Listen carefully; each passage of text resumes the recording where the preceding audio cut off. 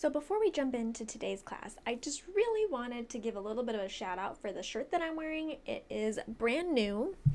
My mom got it for me. Let's see if you can see it here. Get my hair out of the way, geez, okay. So it's got this cool dragon on it with books, and it says, "In a world full of bookworms, be a book dragon." And she thought it was very fitting for my channel, and I totally agree. It is epic, especially since, as you know, our logo is a dragon with books, and I really love dragons, so this was a perfect shirt. Thanks, Mom. And I just wanted to share it with you guys. I'm not sure where she got it. I know that she saw a friend wearing it and then decided I needed one and got it for me. So if you really desire a shirt like this, though, I can ask her to see if it is available online or something like that. I can see where she got it at least. But yes, super happy with this shirt and wanted to give it a nice little shout out. And we can go ahead and start with today's class now.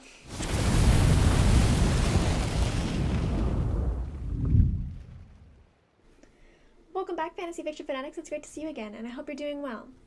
Today's class is going to be on the next set of chapters for Forging the Darksword, chapters 3 through 8.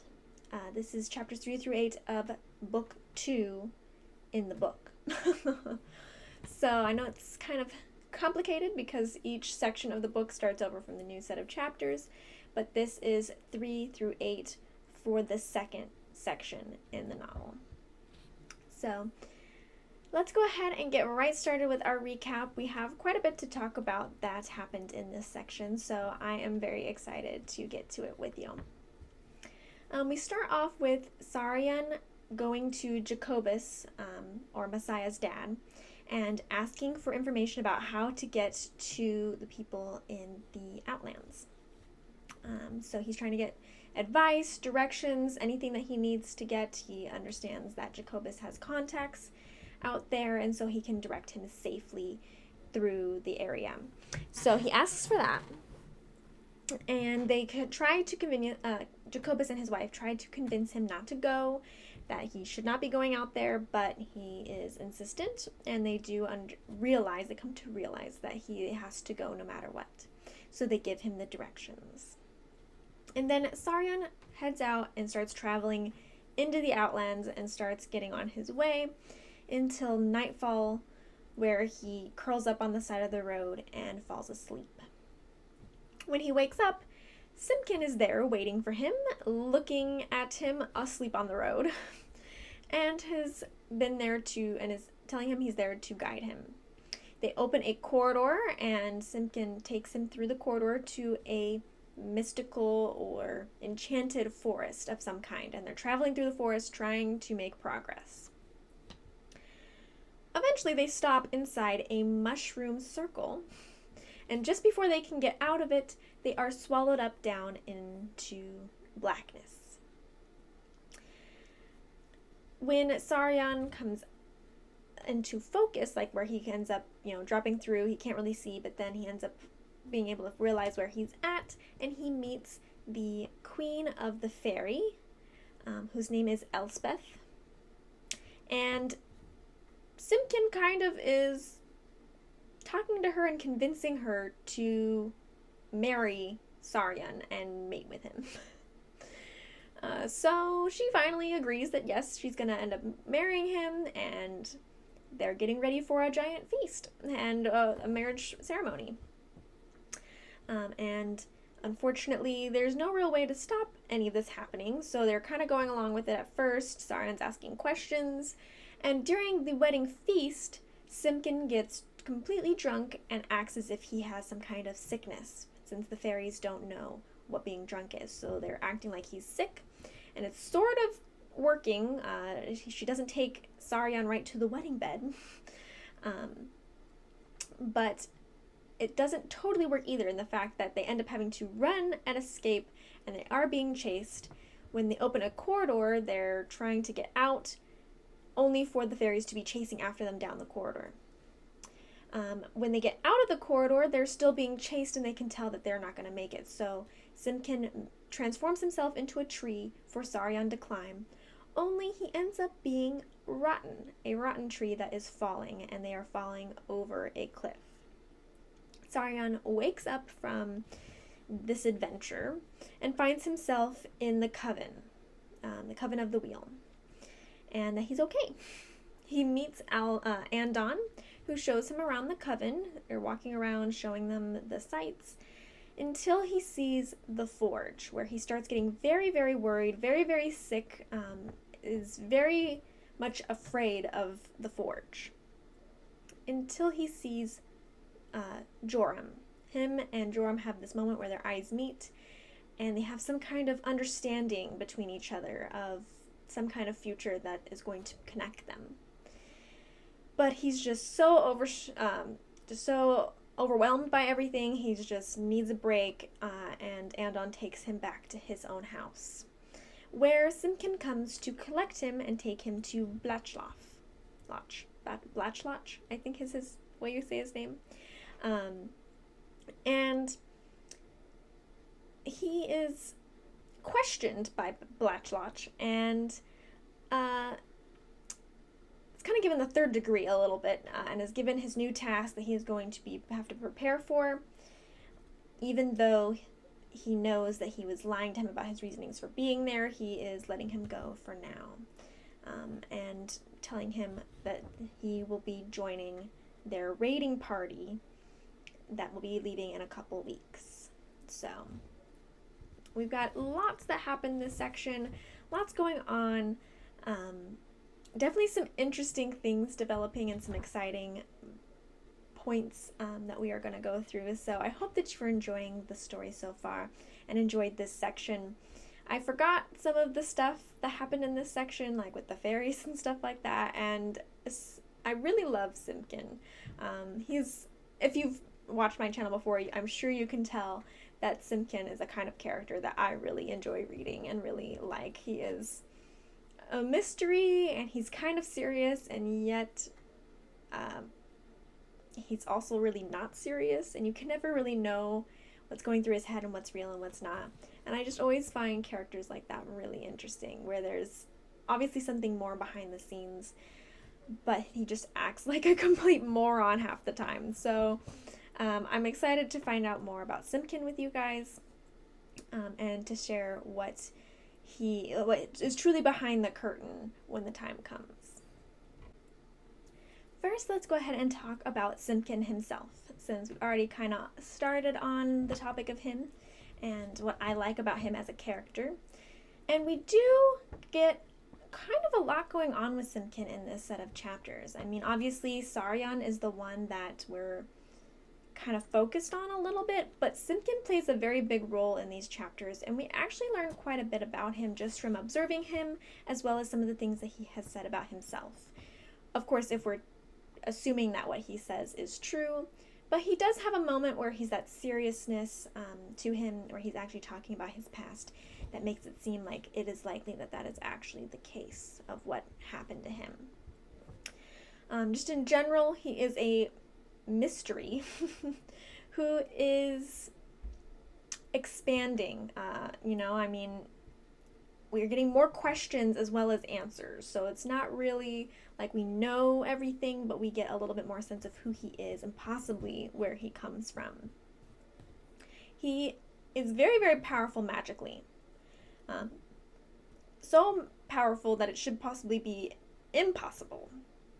We know that when Simkin was making the corridor, when Saryon was making the corridor and taking the magic from Simkin, he had a passing thought that Simkin was more powerful than he should have been.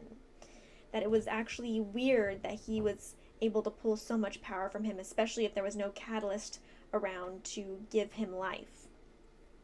So he's got that. That's kind of interesting for his power, or his magic. And then also, he is powerful enough to transform himself into something inanimate, like a tree or a tea kettle or anything else. He can turn into that without the use of so much magic. And normally, if a regular person tried to do that, you would need several catalysts funneling magic to that person to make it even possible. And he can do it with just a little bit of power and transform himself. So that is unique. It's an innate ability, he says, and he's not really sure how he does it, but he can, which is an extremely powerful thing to be able to do. So it seems like he is impossibly strong at this point. And even, where the point where Simkin doesn't seem like he totally knows why he can do what he can do. If we can believe him, of course. But it sounds like he doesn't even know himself what his power comes from, because he doesn't know who his parents are or his background in that way. Because that moment that he has that was serious, we talked about his past a little bit, about where he came from, where he became able to transfigure himself into those inanimate objects, which he was abandoned as a child. I don't think he knows, based on his statements, that anything about his parents, who they were, where he came from. He was just abandoned.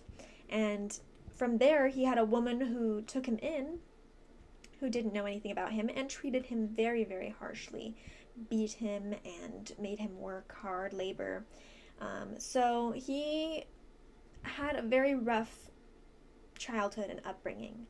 And from there, he feels like he developed that ability because the Duke Saroth were after him, and he really did not want to be found, did not want to be taken away like all the other abandoned children that were just disappearing around him. So he was able to turn himself into a bucket of some kind, or something. At least that's what he presumed he did, and was able to go unnoticed by the Duke Saroth. So very, very sad upbringing that he's had. So obviously there is more to him than how he acts with his outlandish, annoying at sometimes way of talking, and the way that he's just very, what is the word? Dramatic actor of, like how he's telling Saryon, oh, I think of you as my own father, and all the times that we've shared, and all the stuff that he likes to do, to be ridiculous at times, and to hide his true motivations and his true thoughts. So we can definitely already see from those statements alone that there is more depth to him than he is mostly portraying.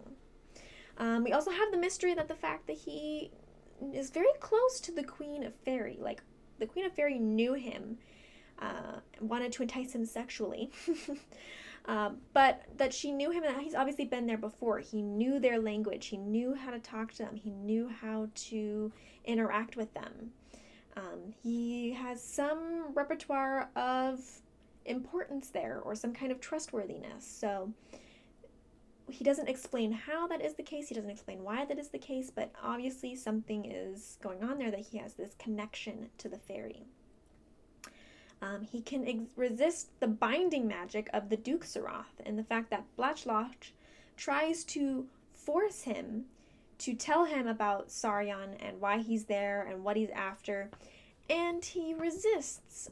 He makes a joke while he is being gripped by this magic, and is very unnervous about it. So he's obviously super powerful that way too, and the fact that usually men crack instantly under the pressure of that magic, but it seems like he's struggling, but then when he actually speaks, it's like he's not struggling at all and not worried about it at all. He has no way of being forced to talk. The question a little bit is also, why doesn't he tell him? He kind of slips a little bit by saying he's there for Joram, but then when it's actually for the reasons that he wants Joram, or that he's supposed to be there for Joram, he doesn't talk any more than that, and no magic forces him to. So it's pretty interesting, this dynamic that he has, where you can tell that there's so much more to him, and yet we don't know really anything about it, and where he comes from, or how he has managed to do the things that he's doing. We don't even know how Simkin ended up with the Coven, or why he's with the Coven. Obviously, everyone thinks that he's lying about talking to the Duke and Duchess, or the Emperor and Empress, or whoever he's mentioning and talking to. But obviously he knows about Bishop Vanya, possibly has talked to Bishop Vanya, and is the mole inside the coven, but we don't know how he came there. We don't know why he's doing what he's doing. So the mystery is still persisting. There's so many questions about Simkin that is left to answer, and hopefully through the rest of this book and 2 more books, we will have some kind of answers. It's not for sure that we will, but we are hopeful. And the reason that it's important to be talking about Simkin is because understanding Simkin and understanding these important side characters, or, they're not more like secondary characters. They're important. They're not quite the main character, but they are important characters, and they are continually in the story and affecting the story, is really, really important because they are helping shape what's happening. They are helping what is to come in the story. And understanding one character and their motivations can help us understand more of the future things that will happen, or to understand the possibilities of what might happen in the future of the story. The mystery of him and the little details that are set up of him are to make us ask these questions about him, to want to strive to find out more about him, to propel us forward into the story along with the other elements that are driving it, and driving us to want to read more.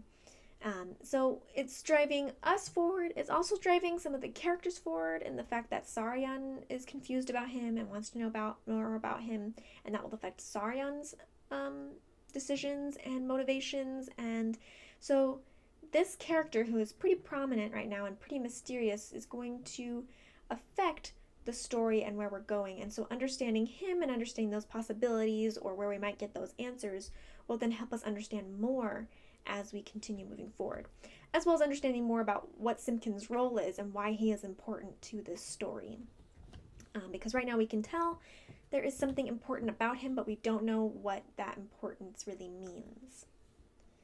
So doing our best to catch all these subtle details can help us understand the story more, can understand the world more, because we understand what's possible. We can understand the character and his motivations and how we're going to move forward with him, as well as how he will affect future events and future people in the upcoming events and upcoming problems that are going to arise. So let me know what you think of Simkin. I really would be interested to hear your thoughts, your opinions of him. I really like him, as I have mentioned before, but maybe you find him annoying, or maybe you find him pretty boring. I mean, I feel like it could be a bunch of different things that you might find of him, or that you might catch on that I have not caught on to. So please let me know. I would love to hear your thoughts and opinions about him. Okay, so next let's go ahead and talk about Saryon, because obviously Saryon is our big character for this section. We are really focused on him and what's going on with him in these set of chapters. And we understand, especially with the stuff that's happening in this chapter, or set of chapters, that Joram and Saryon are going to be like 2 of our biggest primary characters here. They're going to be like our main characters. We are really setting up Joram a lot, and we're really setting up Saryon a lot. And now we've even set up that there is some kind of possible link between them. After that time that they looked at each other, and Saryon mentioned that some people just know that the future is going to be connected together, and that is what they shared. So we have a lot for Saryon this chapter, and the fact that he's gone through so much. I feel so bad for him in these chapters. I don't know about you guys, but he has been through a lot. And it's kind of unfair that he had to go through so much just to get to the coven. Definitely not what he was signing up for, especially when he had a guide that was supposed to take care of him. So he's been through a lot. He's honestly pretty strong, despite how scared he is and how much we've kind of set him up to be just like a math person and not really an adventurer person. But despite how afraid he's been, he really powers through and really keeps his head on.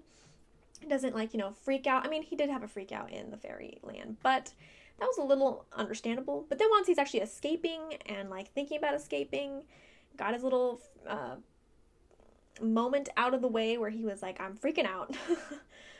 Then he really was cool and calm and collected all the way through the rest of it. And even with going into the Outlands and discovering some truths that kind of had him questioning everything he'd ever thought with the church and everything, he's really kind of kept himself together here. So pretty proud of him. He pushes through these dangers, he pushes through the hardships that's being headed at him, and he's not, all the time needing to be saved. Like when he's running away, sure, he's, lagging behind, he's not used to the physicalness, he's really struggling, but he keeps pushing on, and he's doing his best. And he's not like going crazy and just like, sinking into a muddy pile of crying or anything like that. He is just pushing through the best that he can. So we already see he's kind of changing and growing in this section. We already see his potential to be moving forward and where he's going to be going. He is putting together pieces about what's going on with Bishop Vanya and the Coven and Joram, and the fact that things aren't adding up correctly. He understood that maybe there was somebody obviously in the Coven that was working with Bishop Vanya, and that he was being sent there under false pretenses, and is questioning what's actually going on. So this is the beginning of this kind of motion of questioning everything that he has come from.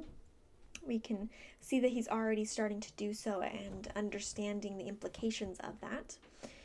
He had a moment where he didn't even care if he lived or died. Like, he just leapt on the side of that road, and he was like, if somebody's going to come and tear me apart, then just do it. Like, and that's a deep moment. That's kind of like a Joram type moment, where Joram has had times where he doesn't care if he lives or dies. He just pulls into himself and just lays there and is worthless in many ways, because all he can do is just lay there and be depressed. So he kind of had one of those moments where he's just like, I'm just exhausted. I'm done with the world. I'm done with all the crap that I've been put through. I'm just, whatever's going to happen is going to happen to me. And I'm prepared either way. Just get it over with.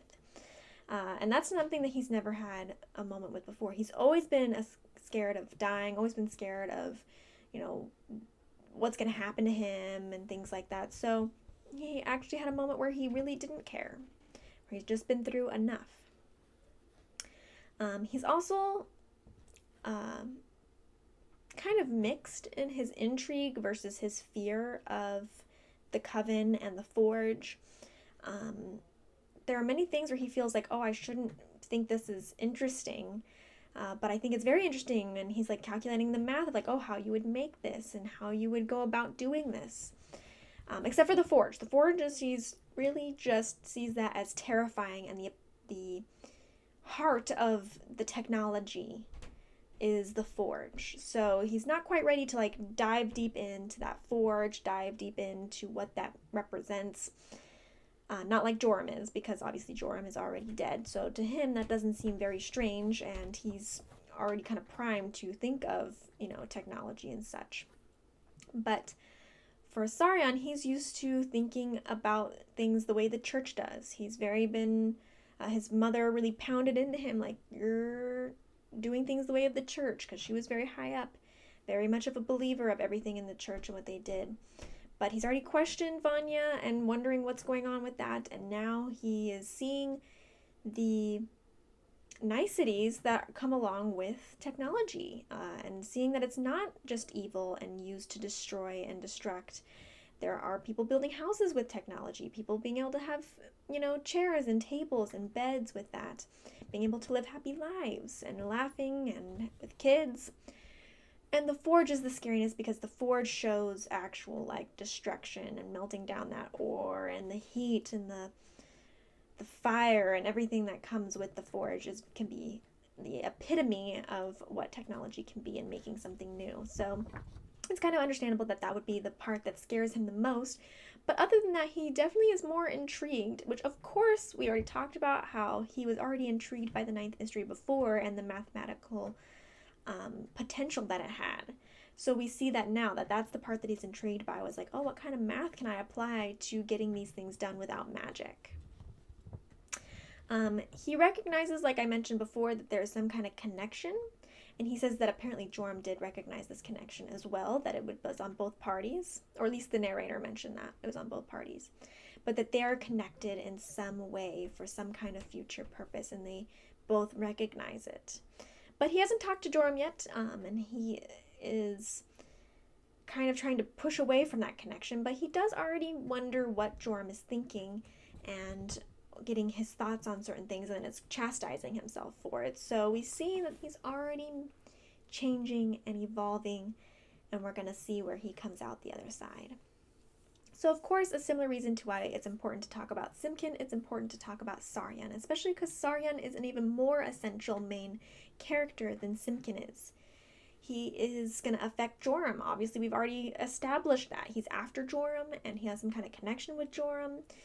We don't know who Joram is, but he does recognize that he thinks Joram looks like somebody he knows. So we're going to hopefully have him remember at some point and be able to find out exactly who he has a connection to and how that connection is going to change things when Saryon either tells him or doesn't tell him. We'll see how that goes.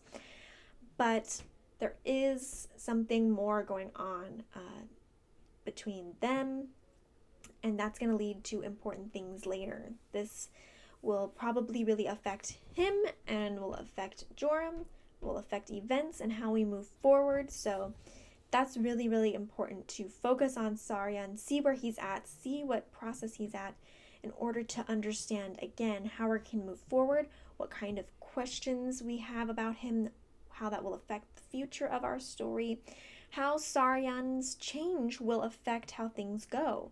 If he was very much a straight-laced church person, it's very different than if he's somebody who is siding with the coven and really getting into the coven and realizing that the coven has things to offer that he might not want to turn away from, which might lead him to being against the church. Either way, things are open right now, but we are just taking in those signs of how Saryon is changing, what kind of things he is thinking about, what kind of things he's gone through that might affect the future of him and how he interacts with other people. The authors are certainly moving him into a position that is going to be necessary for the events to move forward in the direction that they are taking us. So very, very interesting to see how his importance is growing and what his importance will mean for this story to come and how it will be attached to Joram. Now let's go ahead and talk about world building, because this section of chapters we have gotten some more world building, mostly with the fairies and the fairy world. So let's go ahead and talk about them because they were a big problem and a big thing in this set of chapters, and we knew that there were things like centaurs and dragons and all that kind of stuff, but Saryon didn't realize that there were such things as fairies for real. And it seems that that humans have access to the fairy world and drop through with mushroom circles, which is pretty common. I mean, I've heard of that before from other stories and other mythologies. So, pretty typical way of getting to the fairy realm. But I think that the fairies are very interesting in this story and in this world, where they've kind of had this own little dimension in the world or whatever. I mean, it's not really part of the main world, but it's still attached to the main world, and it's this little fairy world that we've got going here. And they are constantly intoxicated by the magic that is running through them, because magic is very attuned to them, and they just constantly are feeling it and just having it go through them. So it's part of why they can never get drunk, is because they're already basically drunk the whole time off of magic. And so they live constantly in that drunken state, which makes it so they constantly just want to have their own personal immediate needs, or the needs of the moment, satisfied, and satisfied as soon as possible. They don't think about the future. They don't think about, delayed gratification, nothing. Just whatever makes them happy in that moment, that's what they strive for, that's what they go after, and that's what they want. They are very, very selfish creatures. Very, very selfish. They have no real collection of loyalty or anything like that. The only person they are loyal to is the queen. And that queen is kind of like a bee colony, in the fact that the queen, can control them through their minds, can connect to them through their minds, and they're the only ones that will listen to her. So anybody else, they don't give a crap. They will fight amongst each other, they will kill each other, whatever. But to the queen, they are loyal, and the queen can then send her consciousness to them and collect them together when needed.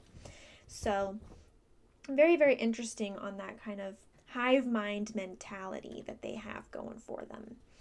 And they're not able to get sick at all, which is super interesting, even though they're not very humanistic other than the queen. It is still interesting that there's no kind of sickness or problems. I mean, even other mythical creatures do get hurt or injured or sick of some kind and have to deal with that. But these fairies do not have that at all, especially since they are not connected to the human world at all, so they don't generally get the human sickness to be passed on to them in any way. So pretty interesting with this whole fairy world that they're into, and we see how diverse they are. Some are big, some are small, some look this way, some look that way, it's all not, they don't look like they're related to each other really at all. It's just one group of collective fairies that are all very similar in their mentality and just want to, have food and drink and their immediate pleasures that they strive for. And only the fairy queen can't have children unless she mates with a human male to make the next queen. So it is important for her to be able to secure that heir by mating and marrying a human, which is how Saryon came to be in the middle of that mess. And Simkin didn't really help him out of it very well. They did escape at least, so that's something, but I do wonder, did Simkin send him down there on purpose to make him afraid of the outside world and to make him afraid of the fairies? And will that ruin his connection to the fae? I do think that is all interesting. But just in general, talking about the world building, that's the main gist of those fairies and that fairy world that is they live in. And I do think it's super, super interesting. And we will see if they come back later in the story, if him ditching out on that queen on their wedding night will be a problem for them. The only other thing that was really kind of introduced in this section for world building is the enchanted forest. So I did also like the enchanted forest that then led them to the fairy world, which was very, very hard for Saryon to get through, but was pretty easy for Simkin, and it was enchanted to make it very, very hard to get out of them. So there are such things as enchanted forests. The question is, who enchanted them and why? As well as, why did Simkin take them there specifically? So super interesting, and maybe we will find out more about other places that are similar. We will have to wait and find out. But so far, I really find this world interesting. I think Margaret Weis and Tracy Hickman did really make something unique and original with this series. I do really like the world building that happens in this and the way that the whole world works with the magic, the creatures that are outside of society, as well as our magical fairies that are here. So we do also have other countries that we don't really know much about, so maybe we'll hopefully learn about them, and we will continue to build this world and the whole scope of where they're at. But for now, let's just move on to the nitty gritty, because I have 3 things that I'd like to point out and have us keep in mind now and in the future. So one is, why did Simkin seem so interested in Saryon's story? When he was talking to Blatchlock and was telling him about, how he did look at the 9th mystery books and that kind of stuff, it mentioned that Simkin was paying close attention to that tale just as much as Blatchlock was. So the question is, why? What is Simkin wondering about Saryon? Why does Simkin care so much about Saryon and his story? And why is he protecting him from Blatchlock? So super interesting. We do know that he kind of has some connection with Bishop Vanya, but obviously Bishop Vanya didn't tell him that portion of the story, even though they were able to find it out from just in general. Blatchlock already knew about Saryon's previous story. So Why did Simkin seem so intent on it? Next, Blatchlotch was surprised when Simkin mentioned that Saryon was there for Joram.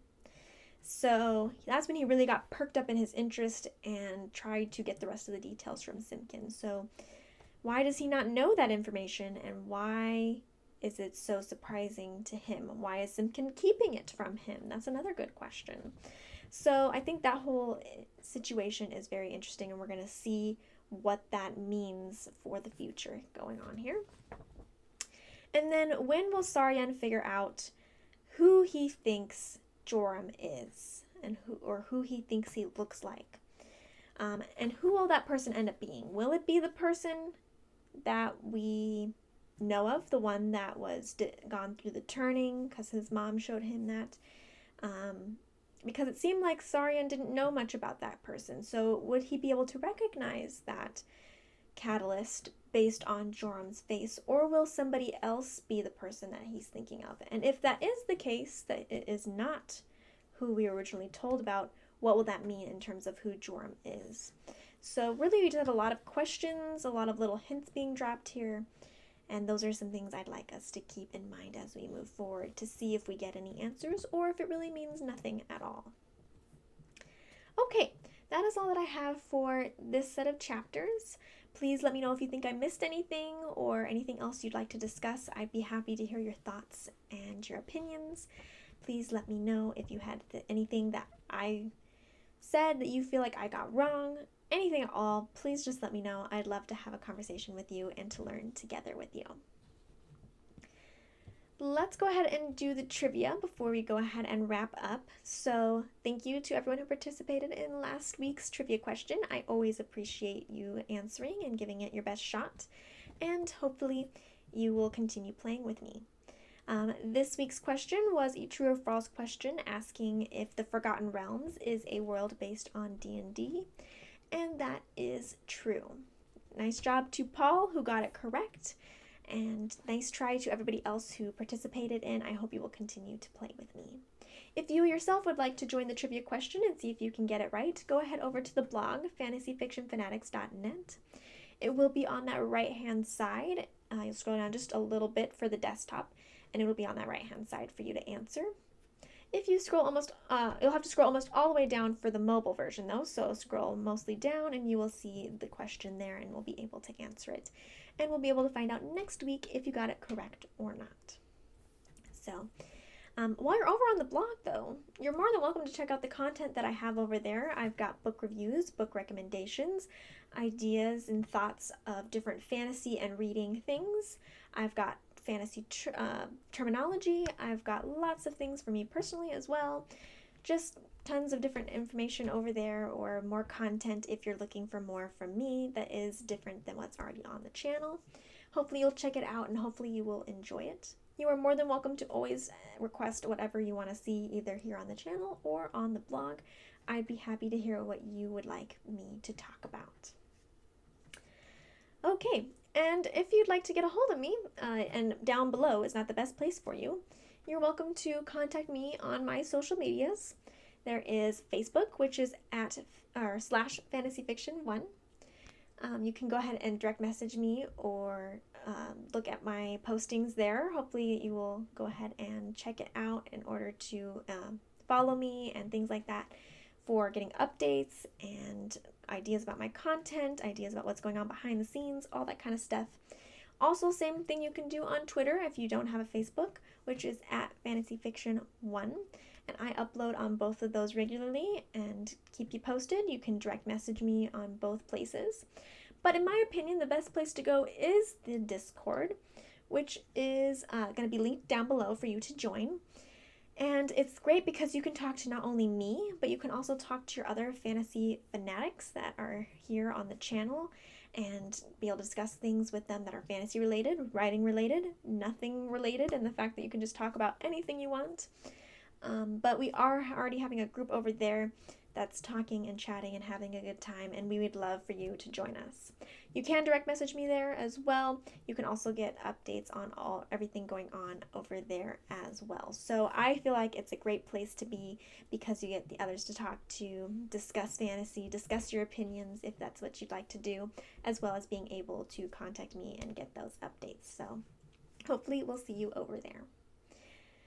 Alright, I guess that is it from me today. I hope you enjoyed this, and I will see you guys in the next class. Bye!